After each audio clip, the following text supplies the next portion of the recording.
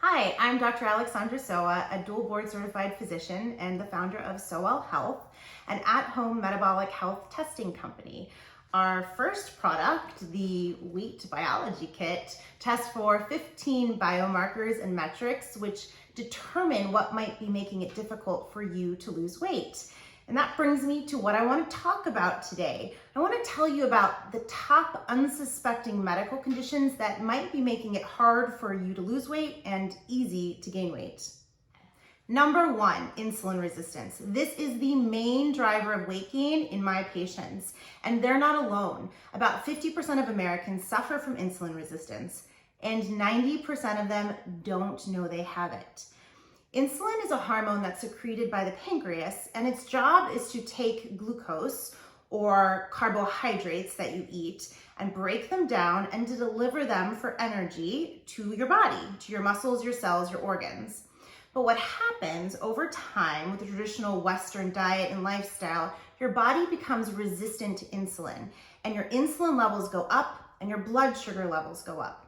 Why this is a problem is that insulin is both a fat storage and a hunger hormone. So when you start pumping out higher levels of insulin to deal with the food that you're eating, you automatically store that food as fat and you trigger hunger signals. So it's not just in your mind if you feel like you're trying to eat healthy, but you're just gaining weight and oh my gosh, your hunger is going up. This is likely insulin resistance.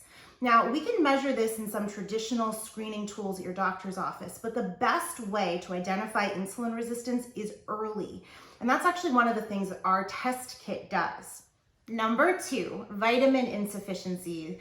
The majority of Americans are walking around with the vitamin levels that are depleted, and this leaves them feeling tired, fatigued. And when you feel tired and fatigued, you get really hungry and you have no motivation to live a healthier lifestyle. The main ones I want you to check for are vitamin B12 and vitamin D. So go get your levels checked.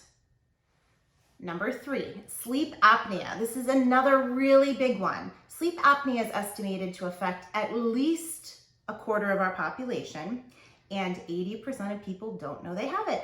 There is a theme here with this list. All of these conditions are really underdiagnosed. So what does sleep apnea do? It interrupts your sleep cycle, giving you very poor sleep and affecting your breathing. And this can leave you feeling incredibly fatigued in the morning. And when that happens, your body gets a signal to eat more, specifically high-dense carbohydrates for immediate energy. And this can be a significant driver of weight gain. The fatigue component can make it so that you're absolutely unmotivated to do anything that's healthy, no exercise. The other thing that sleep apnea does is that it increases your risk for developing insulin resistance. Remember, our number one reason for weight gain. So it's really important that you get screened, get checked, and if needed, get treated.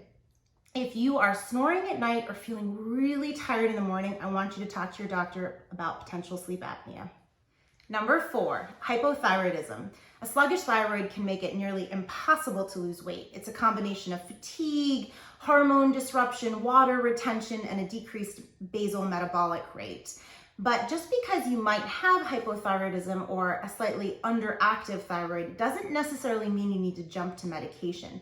The thyroid is very sensitive to diet, and a low inflammatory diet where you eliminate processed foods can really help the thyroid heal and get more in sync with the rest of your body. 5, depression and anxiety. This is a really significant one, especially in the setting of COVID. Over the past year, due to all the uncertainties in our life, there's been a 4-fold increase in adults reporting symptoms of anxiety and depressed mood. And when that happens, there's often weight gain. And then unfortunately with weight gain can often come worsening anxiety and depression.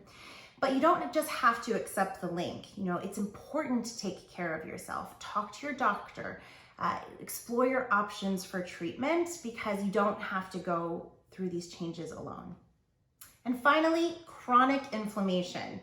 This is a big one affecting most of us, whether it's chronic inflammation from long-term stress, poor eating habits, smoking, drinking too much, or bad sleep habits.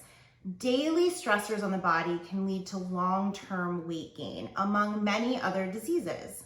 One way to tackle this is not to freak out about all the stress in your life, but it's to take one thing you can improve and tackle it daily for 30 days. So for you, if it's bad sleep, like you're tossing and turning, you're not getting to sleep on time, try to turn off your devices about 30 minutes before bedtime, journal a little bit, get your thoughts out of your brain, and make sure that you're turning off all of your devices and you're in a nice, calm environment before bed. Try it. It's not going to work on the first night, but it might work by the 30th night. And then once you tackle the first stress in your life, try to move on to the next. While we might not be able to eliminate all the stressors in our life, we can soften them, and we can sometimes add back in lifestyle changes that will help us counterbalance.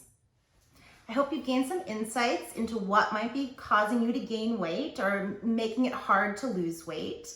It's important you talk to your doctor. It's important you get your labs checked. You can head over to our website, www.getsowell.com, to check out our screening tools for sleep apnea and depression, and to learn more about how you can test your blood at home to determine whether you might have something going on that we talked about today.